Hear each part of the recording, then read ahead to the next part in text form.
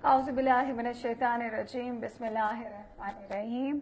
Programme फजीलत माह के साथ मैं हूँ आपकी होस्ट शासिया सफ्तर आपकी खिदमत में। जैसे कि आप जानते हैं, प्रोग्राम माह फजीलत में हम आपको बताएंगे कमरी महीनों के हवाले से उनकी अज़मतों और उनकी फजीलतों के बारे में। इस प्रोग्राम में आप जान सकेंगे उन तमाम अयाम के हवाले से जो विलादतों और शहादतों पर मंसूब हैं। इस प्रोग्राम में आप जान सकेंगे हमारे तवस्सुल से उन तमाम महीनों के खसूसी आमाल जो कि इन कमरी महीनों में आमाल को अंजाम दिया जाता है, वो तमाम आमाल जो वाजिब हैं और तमाम आमाल जो मुस्तहब हैं। जैसे कि आप जानते हैं, ये माह शाबान का महीना है और माह शाबान अपनी अज़मतों और अपनी फजीलतों की वजह से बहुत ही आला महीना करार दिया गया है।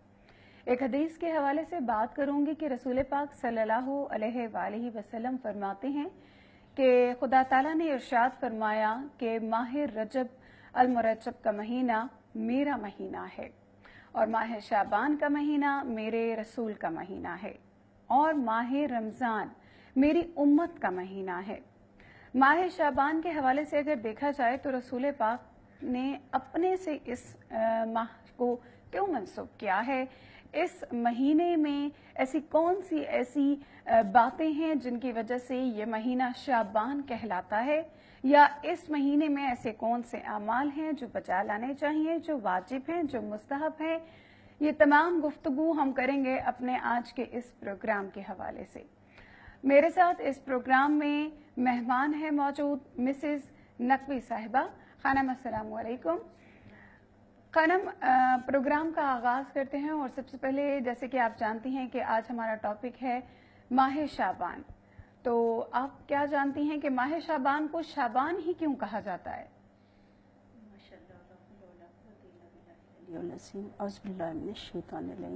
बिस्मिल्लाहिर्रहमानिर्रहीम। अल्लाहुम्मा सल्लि अला सय्यदिना हबीबिना तबीब कुलूबिना अबिल कासिम मोहम्मद अल्लाहुम्मा सल्लि अला मोहम्मद। जी, जैसे कि आप जानती हैं कि शाबान, अभी आपने फरमाया कि जनाब रसूल खुदा ने इसे खुद से मंसूब किया। इस माह की फजीलत इससे बढ़कर क्या होगी कि जनाब रसूल खुदा से मंसूब है। शाबान लफ्ज़ शेब से है, इसका मतलब घाटी भी है, पहाड़ी भी है। इसके अलावा इसका बाज़ जगह पे मतलब जमा करना, मुतफरिक अलग अलग कर देना, इसके बहुत से मानी हैं। और इससे मुराद अगर हम पहाड़ी लें तो ऐसा रास्ता कि जो हमें बुलंदी की तरफ ले जाता हो, यानी कि शाबान एक ऐसा मकाम है जो इंसान को बुलंदी के मकाम तक ले जाता है।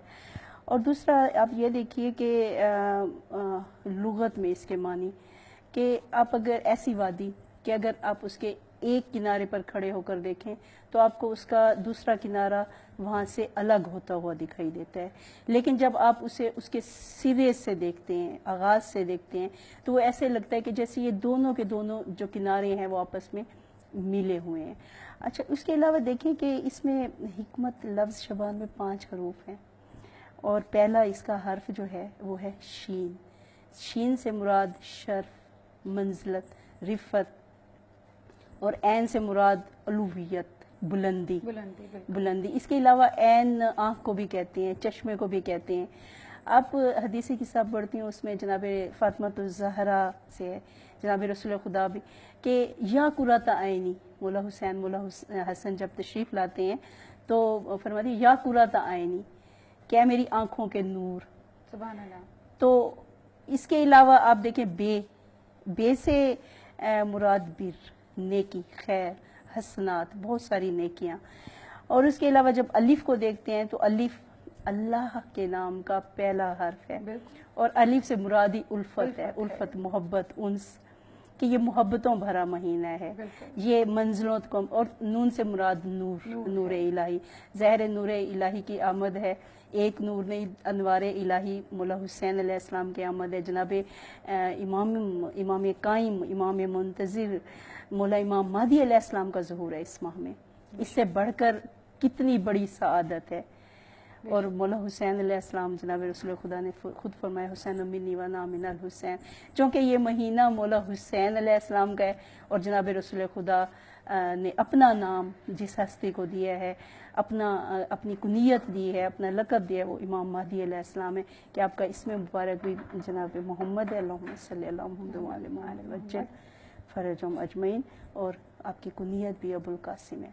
سبحان اللہ، سبحان اللہ۔ اور یکم شبان خاص طور پہ جناب زینب کبریٰ کی آمد کا دن ہے، تو اس حوالے سے اس ماہ کی فضیلت بہت زیادہ بڑھ جاتی ہے کہ یہ نام، اسی نام میں اتنی حسنات، اتنی عظمتیں، اتنی برکتیں، اتنی رحمتیں پوشیدہ ہیں، تو اس ماہ میں کتنی منزلت ہوگی، اس ماہ میں کتنی کرامت ہوگی کہ انوار کی آمد ہے، اور اللہ تعالیٰ یہ چاہتا ہے کہ انسان کا جو قلب ہے وہ نیکی کر کے پر نور ہو جائے اور اس کا نور سے واسطہ جو ہے وہ ہو جائے، نور سے تعلق ہو جائے۔ سبحان اللہ۔ دیکھیں کہ رجب کی فضیلت کو رسول پاک صلی اللہ علیہ وآلہ وسلم کس طرح سے اپنے سے منسوب کر کے ماہ شعبان کو کی فضیلت کو اپنے سے منسوب کر کے کتنا عظیم تر بنا دیتے ہیں کہ رسول پاک صلی اللہ علیہ وآلہ وسلم فرماتے ہیں کہ رجب کا جو مہینہ ہے وہ باقی تمام مہینوں پر ایسے ہے جیسے کلام الہی یعنی قرآن پاک کی اہمیت باقی کتابوں پر ہے۔ اسی طرح سے جو شعبان کا مہینہ ہے ان تمام کی عظمتوں کا ایسا اس کا اعلیٰ درجہ، اعلیٰ مقام ہے جیسے تمام انبیاء کرام پر میری فضیلت اور میرا درجہ ہے۔ اسی طرح سے ماہ رمضان المبارک کے بارے میں بھی آپ صلی اللہ علیہ وآلہ وسلم فرماتے ہیں کہ اس کی فضیلت ایسی ہے جیسے تمام کائنات پر خدا تعالیٰ کی ہے۔ میں اپنی بات کو آگے بڑھاؤں گی اور میرا دوسرا سوال خانم سے ہے کہ فضیلتوں اور عظمتوں کے بارے میں ماہ شعبان کے حوالے سے ہمارا اسلام کیا کہتا ہے؟ دیکھیے جی، ہمارے جناب رسول خدا خود اسلام ہے، وما ینطق عن الہوی، کہ وہ اپنی مرضی سے کچھ نہیں کہتے، وہی ان کا جو کلام ہوتا ہے وہ حکم الہی ہے، وہ وہی الہی ہے۔ تو جس ماہ کو جناب رسول خدا خود سے منسوب کر رہے ہیں اس کی کیا عظمت اور کیا فضیلت ہوگی۔ اور اس کے علاوہ آپ یہ دیکھیے کہ اس کی جتنی میں نے روایات دیکھی ہیں مفاتیح الجناح میں آپ دیکھ لیں کہ، اور اس کے علاوہ کتب میں جتنی بھی ماہ شعبان کے حوالے سے فضیلت ہے، جناب رسول خدا کے جب ماہ شعبان کا چاند طلوع ہوتا تھا جناب رسول خدا اپنی طرف سے ایک منادی کو بھیجتے تھے، اور وہ جو وہ قاصد مدینے کی گلیوں میں جگہ جگہ جا کر اعلان کرتا تھا اور کہتا تھا کہ میں رسول خدا کا قاصد ہوں، مجھے جناب رسول خدا نے بھیجا ہے اور فرمایا ہے کہ میری امت سے کہہ دو کہ کون ہے جو اس ماہ میں میری مدد کرے، کون ہے جو میری اس ماہ میں مدد کرے، روزے رکھے۔ مولا علی علیہ السلام اس ماہ میں ماہ شعبان کے مکمل روزے رکھا کرتے تھے، اور مولا امام زین العابدین علیہ السلام جب ماہ شعبان آتا تھا تو مولا اپنے اصحاب کو جمع فرماتے تھے اور کہتے تھے کہ کوئی جاننا چاہتا ہے کہ اس کی کیا فضیلت ہے، کہ اس کا ایک روزہ، اگر ایک ماہ شعبان کا یکم کا روزہ آپ رکھ لیں تو آپ پر جنت واجب ہو جائے گی۔ یعنی یہ دعاؤں کا مہینہ ہے، ہم تو دعائیں سارا سال مانگتے ہیں، لیکن یہ وہ ماہ ہے کہ ابواب رحمت کھل جاتے ہیں، اور پروردگار خود کہتا ہے، پروردگار خود بندوں سے کہتا ہے کہ کوئی ہے جو مجھ سے دعا مانگے اور میں اسے عطا کروں۔ بلکہ مولا صادق سے فرمان ہے کہ اس ماہ میں اگر بارش کے قطروں کے برابر بھی آپ کی حاجات ہیں، اب آپ خود اندازہ لگا لیں کہ بارش کے قطرے کتنے ہوتے ہیں، اور اتنی حاجات بھی اگر آپ کی ہیں تو پروردگار وہ تمام کی تمام حاجات پوری فرما دیتا ہے، سوائے ایسی حاجت کے جو معصیت، جو گناہ، یعنی کہ جس سے آپ کا گناہ کبیرہ میں گرنے کا اندیشہ ہو، وہ دعا پروردگار رد نہیں فرماتا، کیونکہ ہمیں خود بھی نہیں پتا کہ ہم جو دعا مانگ رہے ہیں وہ دعا ہماری ضرورت ہے، وہ ہونی چاہیے، یا آیا وہ دعا جو ہے وہ ابلیس کی طرف سے کوئی وسوسہ ہے، وہ خواہش نفس ہے جو ہمیں بربادی اور تباہی اور ہلاکت کی طرف لے کے جانا چاہتی ہے۔ تو اس کے علاوہ یکم شعبان سے ایک واقعہ مفاتیح الجناح میں بھی موجود ہے۔ مولا علی علیہ السلام مسجد میں تشریف لے گئے، وہاں کچھ افراد تھے، بلند آواز سے وہ گفتگو کر رہے تھے، تو مولا علی علیہ السلام نے ان سے پوچھا کہ اسلام کیا مولا نے، اور فرمایا کہ میں یہاں بیٹھ سکتا ہوں، تو انہوں نے کہا یا امیر المومنین تشریف لائیے آپ۔ تو مولا علی علیہ السلام وہاں تشریف فرما ہوئے تو انہوں نے کہا کہ مولا آج ہمیں کچھ نصیحت فرمائیے. تو مولا نے فرمایا کہ اللہ کے کچھ ایسے بندے بھی ہیں جو خدا کے خوف کی وجہ سے ہمیشہ خاموش رہتے ہیں, اور وہ یہ نہیں ہے کہ وہ بولنے سے قاصر ہے, وہ گفتگو کر سکتے ہیں. فرمایا کہ تم ایسی گفتگو کر رہے ہو جس کا تمہیں کوئی فائدہ نہیں ہے, یہ اسرار الہیاں ہیں. فرمایا کہ ایسی گفتگو سے اجتناب کرو آپ, اور فرمایا کہ سوائے نیکی کے, سوائے ہدایت کے کوئی اور گفتگو نہیں کرنی چاہیے. اور مولا نے فرمایا کہ اس مہینے میں کوشش یہ کرو کہ کسی کا حق تم پر نہ ہو, غاصب نہ ہو تم. اور ویسے بھی جو دعائیں جو مستجاب ہوتی ہیں, تو فرمایا پروردگار ہر شخص کی دعا مستجاب فرماتا ہے سوائے 14 افراد کے. وہ 14 افراد کون سے ہیں؟ ان میں ایک مشرک. مشرک یہ نہیں ہے کہ جیسے عیسائی وغیرہ ہے. فرمایا مسلمانوں میں جو مشرک ہے وہ مشرک کون ہے کہ پروردگار کی طرف سے جیسے منتخب انبیاء ہیں, پروردگار نے نبوت امامت خود یہ اختیار ہے پروردگار جسے چاہے امام بنا دے. تو جب کوئی خود سے امام بناتا ہے, جیسے آپ دیکھیں کہ کئی جھوٹے رسالت کے دعوے دار کھڑے ہوئے ہیں, امامت کے دعوے دار ہوئے ہیں, تو فرمایا کہ جو امامت کا دعویٰ کرے یا نبوت کا جھوٹا دعویٰ کرے وہ اس نے گویا افعال الہی میں شرک کیا اور وہ مشرک ہے. استغفر اللہ. مشرک کی دعا قبول نہیں ہوگی, زانی کی دعا قبول نہیں ہوگی. اس کے علاوہ کاہن کی, کہ وہ جو خبریں دیتے ہیں آسمان کی, ان کی کوئی دعا قبول نہیں ہوگی. اور اس کے علاوہ شرابی, اور پھر اس کے علاوہ فرمایا کہ کچھ ایسے, یہ تو چلے ہم میں نہیں ہے, لیکن کچھ ایسی برائیاں بھی ہیں جیسے کہ چغل خوری ہے, کسی کا حق غصب کر لیا. حقوق اللہ, حقوق العباد, یہ 2 ہی تو عبادتیں ہیں. بے شک. اور یہ دونوں عبادتیں کہ آپ اللہ کے حقوق تو ادا کر رہے ہیں لیکن آپ بندوں کے حقوق سے غافل ہیں, تو وہ بھی گناہ کبیرہ میں آ جاتے ہیں. ان آکے والدین ہے, یا ہمسایہ کو کوئی تنگ کر رہا ہے, یا کوئی سائل آپ کے در پہ آ جاتے ہیں اور آپ اس کے سوال کو رد کر دیتے ہیں, تو پروردگار اس کی دعا بھی مستجاب نہیں کرتا. کہ جو 2 مومنوں کو لڑوانے والا ہو آپس میں, جو چغل خوری کر رہا ہو, تو ایسے افراد, یعنی کہ دعا کی قبولیت کے لیے سب سے پہلے تو صدق نیت کا ہونا ضروری ہے. صدق نیت, اور اس کے بعد آپ دل میں نادم ہو کہ ہم گناہ گار ہیں, عاجزی اور انکساری ہو, ہمیں یہ احساس ہو کہ ہم سے کون کون سے گناہ سرزد ہو جاتے ہیں, ہم دین میں کون سے گناہ ہیں, زندگی جو گزر گئی ہے اس میں ہم سے کون سے گناہ ہیں جو ہم سے ہو گئے ہیں, اور اپنے گناہوں کو یاد کر کے پروردگار کی بارگاہ میں توبہ کرے.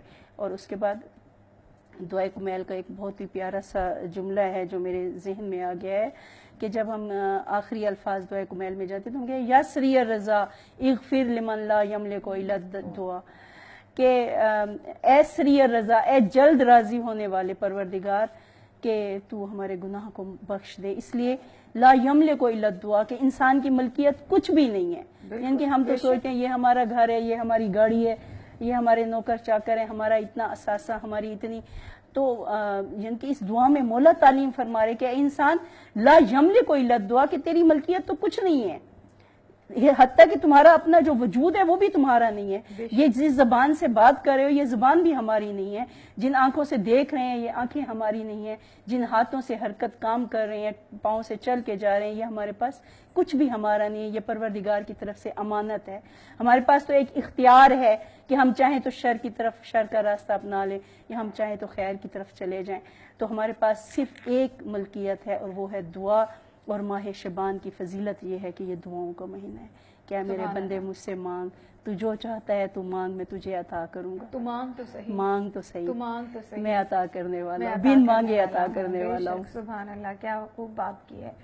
خانم, جیسے آپ کہہ رہی ہیں کہ استغفار کرنا چاہیے اس ماہ میں, اور اس ماہ میں انسان کو زیادہ سے زیادہ دعائیں مانگنی چاہیے, کیا اس ماہ کے حوالے سے کوئی ایسے اعمال ہیں جو ہم کہہ سکتے ہیں کہ یہ ہمارے لیے واجب ہیں, یہ مستحب ہیں؟ جی دیکھیے, واجبات کی جہاں تک بات ہے تو واجبات تو یہی ہیں جو دن میں 5 نماز فجر, ظہر, عصر اور شام عشاء کے ہم پر فرض ہیں. اس کے علاوہ جتنے بھی اعمال ہیں وہ مستحب میں آتے ہیں, درجات کی بلندی کے لیے ہیں. اور واجبات میں توحید ہے, رسالت ہے, عدل ہے, ولایت ہے, قیامت پر ایمان ہے, یہ سب واجبات میں آتی ہیں. عقیدے کا ان سے تعلق ہے.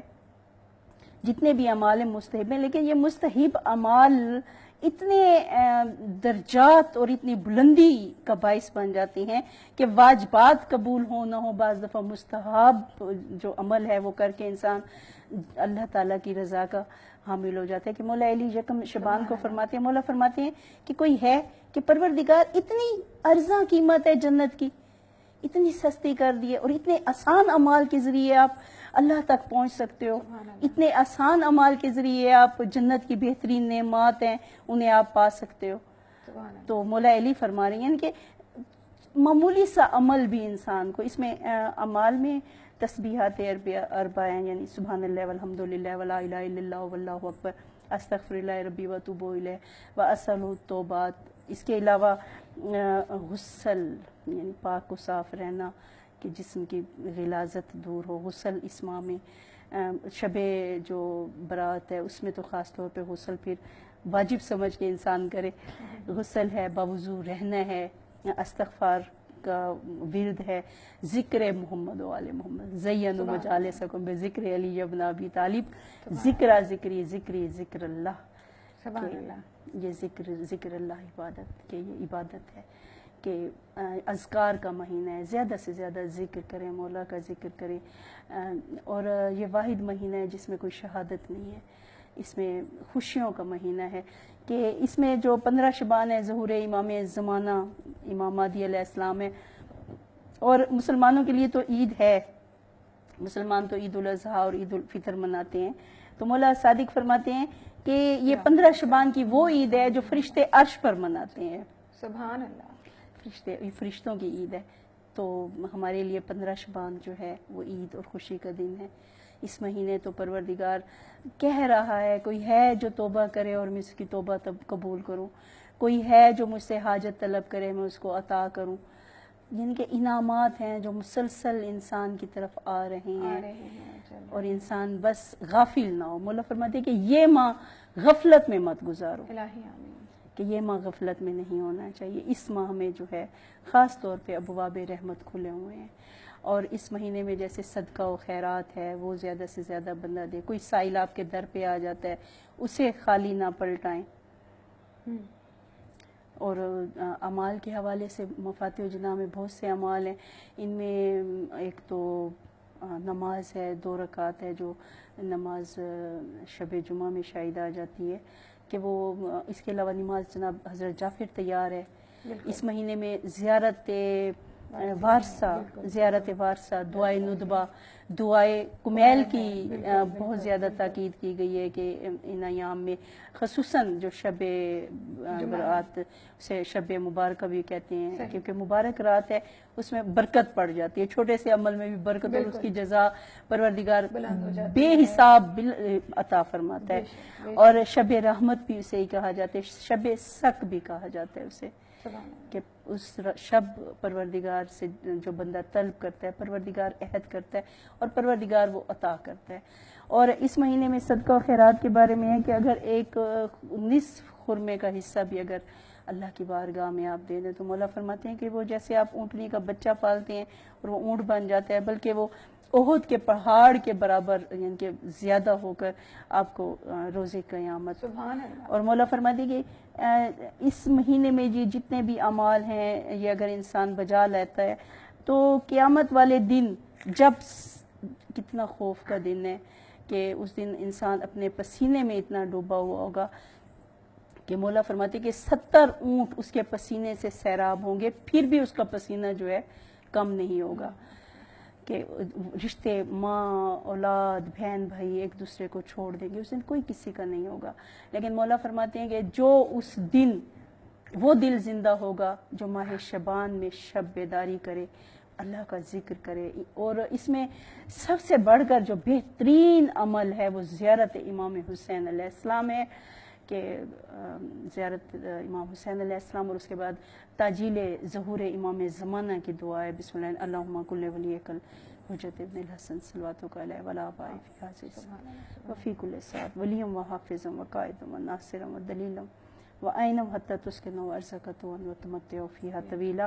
کہ انتظار امام یہ بہترین عمل ہے. دعا کریں کہ پروردگار ہمارے مہدی امام کا جلد ظہور ہو جائے. الہی آمین. امام پر جب یقین ہوگا کہ ہمارے امام موجود ہیں اور ان کا ظہور ہونا ہے، جب ہمیں ان کے ظہور پر یقین ہوگا تب بھی ہم مولا سے توسل قائم کریں گے، تب بھی ہم مولا سے فریاد کریں گے، تب بھی ہم مولا کو یاد کریں گے کہ اور کچھ نہیں تو صبح اٹھ کر سب سے پہلا عمل جو ہے وہ السلام علیکہ یا صاحب العصر والزمان، السلام علیکہ یا خلیفۃ الرحمان، السلام علیکہ یا امام الانس والجان، کہ امام زمانہ کو یاد کریں، امام زمانہ کو فریاد کریں اور یقین کریں کہ جب کوئی اسلام کرتا ہے تو اس کا جواب ضرور پلٹ کر آتا ہے. مولا واجب ہے اسلام کا جواب دینا، اور جب جسے امام زمانہ علیہ السلام کا جواب دے دیں تو اس کے لیے پورا دن سلامتی ہی سلامتی ہے، خیر ہی خیر ہے. کہ ہم پر فرض ہے اور بہترین عبادت ہے کہ ہم امام زمانہ کے ظہور کی دعا کریں، ان کے تعجیل کی دعا کریں اور ان سے ہمارا مسلسل توسل قائم رہے. بے شک، بہت خوب، بہت خوب کہ اتنے اعمال ہمارے لیے وقف کر دیے گئے ہیں کہ اگر ہم کرنے بیٹھیں تو ہمارا پورا دن نکل جائے لیکن ہمارے اعمال میں کمی نہ ہو، اور ان اعمال، چھوٹے چھوٹے اعمال کے بدلے ہمارے لیے کیا خوب اللہ تعالیٰ نے رکھی ہے کہ آپ کو میں جنت دوں گا. دیکھیے مودت محمد و آل محمد میں مسکرا دینا بہترین عبادت ہے کہ انسان اس محبت میں اگر بستر پہ مر جائے تو وہ شہید ہے. بلکہ مولا فرماتے ہیں کہ جس زبان سے ذکر محمد و آل محمد ہو جائے اس زبان پر عذاب نہیں ہوگا. جن کانوں سے ذکر محمد و آل محمد آپ سنیں گے ان کانوں پر عذاب نہیں ہوگا. جن آنکھوں سے آپ تلاوت کریں گے قرآن پاک کی اور فضائل آل محمد پڑھیں گے ان آنکھوں پر عذاب نہیں ہوگا. جن ہاتھوں سے ایک حدیث بھی آپ مولا کی بیان کر جاتے ہیں ان ہاتھوں پر عذاب نہیں ہوگا. جن قدموں سے چل کر آپ مجلس میں جاتے ہیں، جشن میں جاتے ہیں، ان قدموں پر عذاب نہیں ہوگا.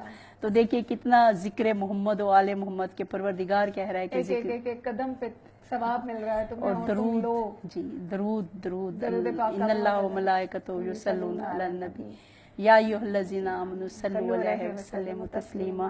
تو درود کا ورد تو ہم پر واجب سمجھ کے ادا کریں. بالکل، بہت سارا اس میں تو اجر و رسالت رکھا ہے کہ اللہ تعالیٰ خود یہ درود بھیج رہا ہے محمد و آل محمد، اللہ کے فرشتے بھی بھیج رہے ہیں اور حکم ہے کہ اے ایمان والو تم بھی محمد و آل محمد پر درود بھیجو. سبحان اللہ، سبحان اللہ. خانم، یہ تو ہمارے ہو گئے ماہ شعبان کے حوالے سے اعمال. یہ بتائیں کہ ہمارا ویسے تو یہ مہینہ پورا ہی ولادتوں کا مہینہ ہے، لیکن پھر بھی میں آپ سے جاننا چاہوں گی کہ ہمارے اس مہینے میں ولادت کا آغاز کس سے ہوتا ہے، کس ہستی سے ہوتا ہے، اور اختتام کس عظیم ہستی پہ ہوتا ہے؟ میں قربان جاؤں جی، سب سے آغاز ہی ماہ شعبان کا جناب زینب کبریٰ کی آمد سے ہے کہ جناب فاطمۃ الزہرا مولائے کائنات اللہم صلی اللہ محمد بچ الفرج مجمعین، مولائے کائنات موجود ہیں، جناب رسول خدا خود موجود ہیں، مولا حسن موجود ہیں، مولا حسین موجود ہیں. پنجتن پاک کی موجودگی میں جناب زینب کبریٰ جناب فاطمۃ الزہرا کی گود میں آئی ہیں اور جناب فاطمۃ الزہرا نے فرمایا کہ یا علی اس بچی کا نام رکھیں. تو مولا علی فرماتے ہیں کہ میں جناب رسول خدا پر سبقت نہیں لوں گا. جناب رسول خدا آئے، کہا بابا اس بچی کا نام رکھیں. آپ نے لیا، بی بی کو بوسہ دیا.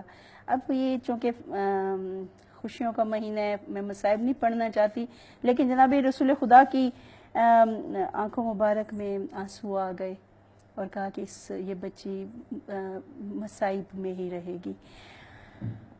اور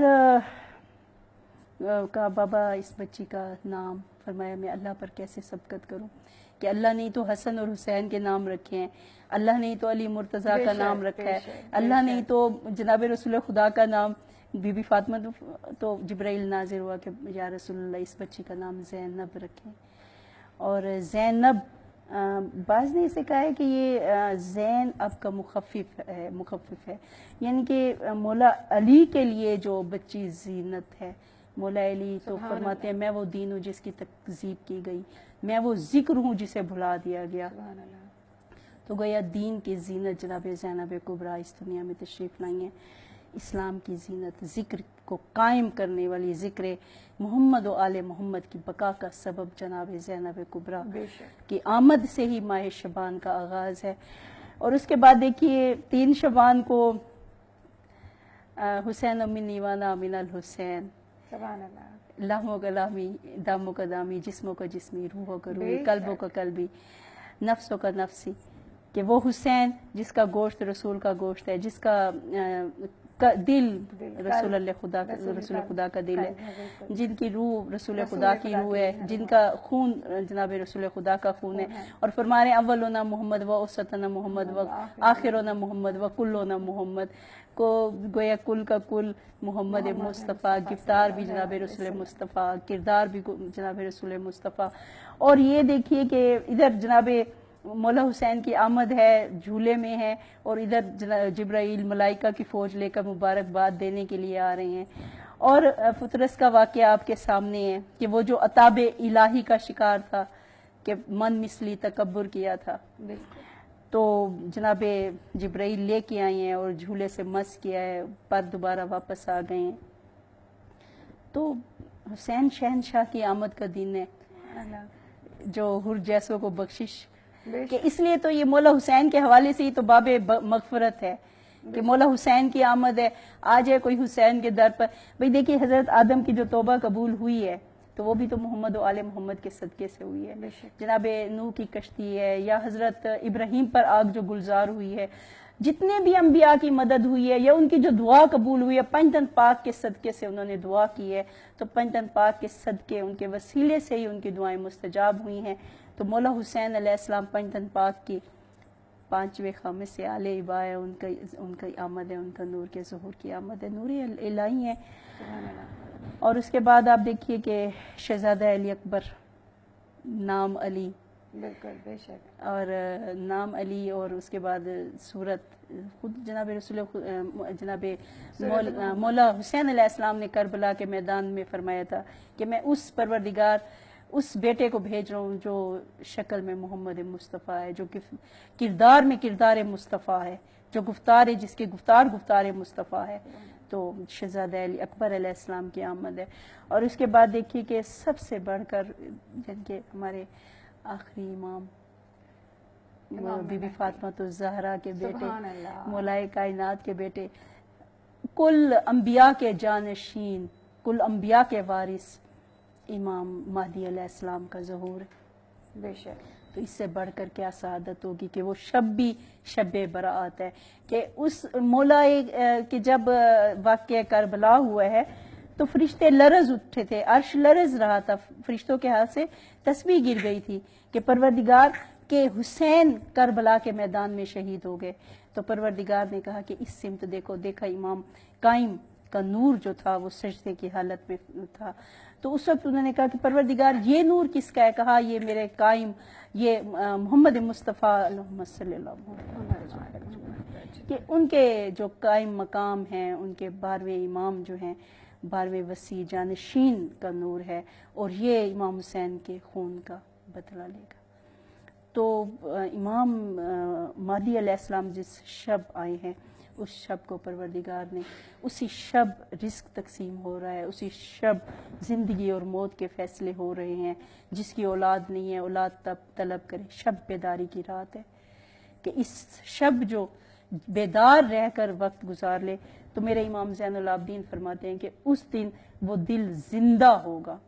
بلکہ ایک واقعہ بھی ہے کہ جناب رسول خدا نے کفار کے مقابل مسلمانوں کا ایک لشکر بھیجا، اور وہ لشکر جب گیا، رات آ گئی، یکم شبان تھی، سب سو گئے، اور شب کے وقت کفار نے جب حملہ کیا تو اس وقت سب مسلمان غفلت کی نیند سو رہے تھے۔ تو اس وقت 4 افراد تھے، ان میں ایک زید بن حارثہ بھی تھے، عبداللہ بھی تھے، قتادہ بھی تھے۔ یہ 4 افراد تھے جو اس وقت نماز میں اور عبادت میں مشغول تھے۔ تو اس وقت جو تھا، ان کی جبین سے نور ساطع ہوا، اور اتنی روشنی پھیل گئی کہ کفار نظر آ گئے، مسلمان بیدار ہو گئے، اور اس کے بعد مقابلہ ہوا، مسلمانوں کو فتح ہوئی۔ جناب رسول خدا کے پاس ہوئے، یا رسول اللہ کہ اس شب یہ نور کیسا تھا؟ فرمایا کہ جب تم سب غفلت کی نیند سو رہے تھے تو ان 4 افراد کی عبادت اللہ کو پسند آئی، شب بیداری ان کی اتنی پسند آئی کہ پروردگار انہی کے صدقے جو تمہیں فتح نصیب ہو گئی۔ کہ اس طرح 15 شعبان کی شب بیداری کی ہے کہ کچھ رات کا حصہ جتنا ہو سکے اللہ تعالیٰ کے ذکر میں مشغول رہو، درود پڑھتے رہو، استغفار پڑھتے رہو، ذکر محمد و آل محمد کرتے رہو. کہ اور سب سے بڑی بات وہ ہے کہ امام صادق علیہ السلام سے کہ کوئی چاہتا ہے کہ 1,24,000 انبیاء سے مصافحہ کرے، تو انہوں نے کہا کہ کون نہیں چاہتا کہ انبیاء سے مصافحہ نہ کرے.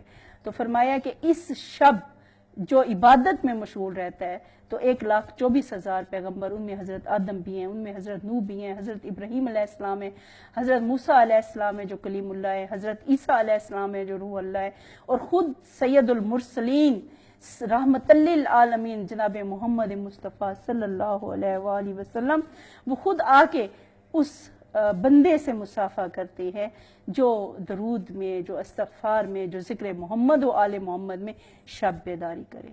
سبحان اللہ، سبحان اللہ. اس سے بڑھ کر کیا اس سے فضیلت بڑھ ہوگی. کر اور کیا فضیلت ہوگی. مطلب قدردانوں کے لیے ہمارے اللہ نے اتنے انعامات رکھے ہیں کہ اگر گننے بیٹھیں تو ہمارے پاس وقت ختم ہو جائے، لکھنے بیٹھے تو کاغذ ختم ہو جائے، قلم کی سیاہی ختم ہو جائے. ہمارے اتنے انعامات ہیں، لیکن پھر بھی جس طرح سے آپ نے بتایا کہ شعبان کا اگر ٹکڑے کر کے دیکھے جائیں الفاظ کے تو 5 ہیں. 5 الفاظ ہمارے حروف وہ ہیں کہ جیسے ہم پنجتن پاک کو مانتے ہیں ویسے شعبان کے بھی 5 ہی الفاظ ہیں، اور ویسے ہی جیسے ہم پنجتن پاک کی عظمت کو سمجھتے ہیں، سوچتے ہیں اور مانتے ہیں، اور جیسے اس کی ہے فضیلت اس حساب ہی کی طرح اگر دیکھا جائے تو شعبان کے بھی 5 ہی الفاظ ہیں. اور قدردانوں کے لیے بھی اسی طرح سے انہیں 5 الفاظ کو اگر دیکھا جائے، انہیں 5 الفاظ میں ان کے لیے واضح نشانیاں ہیں کہ اگر تم اس مہینے میں اعمال انجام دو گے تو تمہارے لیے کیا کیا رکھا ہے. کہ شعبان میں تمہارے لیے شین میں شرف رکھا ہے، آئین میں علو یعنی رفت بلندی رکھی ہے، بے میں بر یعنی احسان اور بھلائی ہے، اسی طرح میں الف الفت کا ہے اور نون نور کا ہے. میں بہت زیادہ شکر گزار ہوں ہماری مہمان کے لیے مسز نقوی صاحبہ ہمارے ساتھ تشریف فرما دی ہیں، اور میں کوشش کرتی ہوں کہ اپنے اس پروگرام میں جتنا زیادہ وقت دے سکوں اور جتنی زیادہ نالج آپ تک لا سکوں، بھرپور کوشش ہوتی ہے کہ آپ کو دے سکوں، لیکن وقت کی گنجائش اتنی نہیں ہوتی.